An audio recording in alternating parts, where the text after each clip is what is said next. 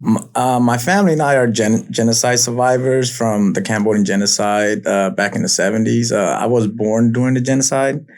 I was actually born in one of their work camps. My mother and father were arranged marriage by the communists, so they didn't really know each other. They were just called into a room to get married. And my earliest memory was and the border. We were living on the border of Thailand and Cambodia. Not sure if they wanted to run the border to the refugee camps, but finally around, I believe, 83 or 84, my family decided to risk it and run the border to get to a refugee camp. Um, I remember I was real young, but I remember it was always quiet and then a burst of action, people screaming or like running. And then my memory's like in and out. So after that, it'll be like we're in a spot where everybody's there.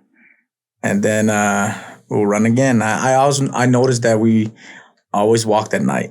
I remember the second camp we got to was Kawidang. I remember that because I remember we were running from somebody, and then we hid out in like a Red Cross hospital.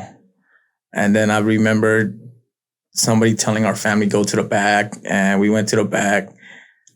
And that's the first time I realized, like, remember seeing dead bodies. I thought they weren't dead because some of them had their eyes open. But then something at my young age, somebody told me like they don't blink, and then I realized that there were dead bodies. And then next thing I remember, I woke up in a hut in the camps. During that time, I didn't meet my mother till I was like 5 years old because if they would have caught me and my mother running the border without my father, they would have killed us because the thought was my father is fighting against them, the communists. And so I was claimed as a twin with my aunt. My aunt's only a few months younger than me. And my grandparents always claimed us to be twins. So growing up in my early years, my grandparents were my mom and dad, I thought. Until my uncles and I was in the forest somewhere, and they wanted to play hide and seek, and I got lost.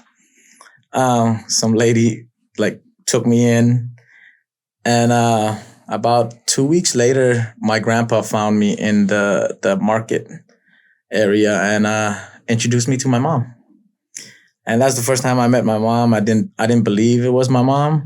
So every chance I got that they weren't watching me, I ran back to my grandparents' side of the camp. But after a while, I realized she was my mom. And being a child without a dad, especially my dad, was he joined up with another faction of the Khmer Rouge to fight. So everybody would just call me the Khmer Rouge son.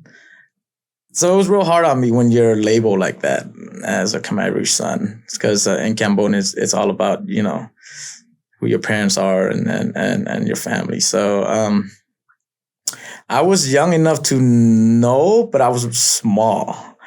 I was very malnutritioned. To describe is I'm that kid that was skinny with a big old stomach. But I knew what to do. I knew how to follow direction when my mom gave me direction, or my great uncle that we were living with. Man, it was rough. It was rough there in the camps, man. I stole food a lot. I was small enough to get around stuff. People didn't really paid attention to me, so I stole food from the food warehouse that they had, or when they had food giveaways, I'd be the first one there and then run around again, get some more portions, or soy milk. They used to give out soy milk. I remember carrying buckets back home and then coming back, getting more buckets. Walked around, did odd jobs. Like one of my jobs was they used to dig wells. And when they hit water, everybody would climb out, and then they'll send me in a bucket to go get like the shovels and stuff. And they might give me rice for it, or what, a couple of Thai baht for it, and I would do that. But back then, like, when we see it as American, we see like kids in war. They're like, why are the kids walking around?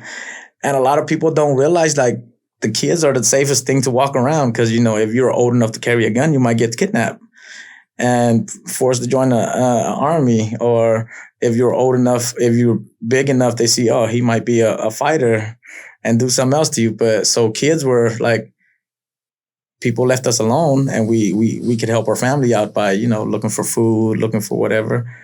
And that's what I did.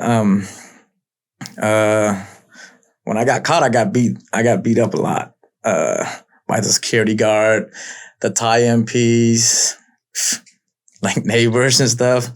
And then also I remember we got robbed almost every other night. They knew we didn't have nothing, but they'll take our pots and pan like if we had them. So we got robbed a lot. Living there was really hard for me. Especially growing up, not knowing my father, and everybody calling me like, an abandoned child and stuff, and, a Khmer Rouge son. So it was hard. I feel distant from everybody except for my mom. And then one day we won the lottery. They called it a lottery to come to America.